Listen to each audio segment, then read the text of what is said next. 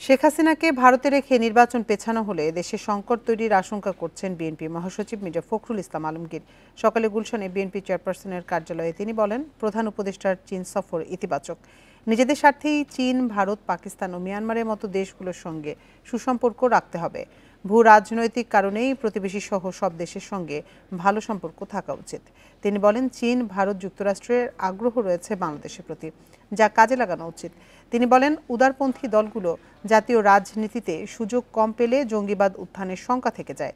তিনি মনে করেন, রাজনৈতিক অভিজ্ঞতার অভাবে নির্বাচনে সুনির্দিষ্ট রোডম্যাপ দিচ্ছে না অন্তর্বর্তীকালীন সরকার। এই ঈদে জামা জুতো অ্যাক্সেসরিজের ডিসকাউন্ট।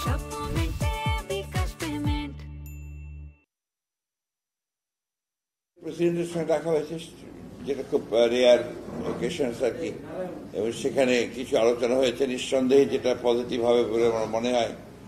এবং আমরা কতগুলো যে আপনার সড়ক যেটাকে এমওইউ স্বাক্ষর হয়েছে, সেগুলো পজিটিভ, এবং আমি মনে করি এটা একটা পজিটিভ মেসেজ আমরা পেয়েছি।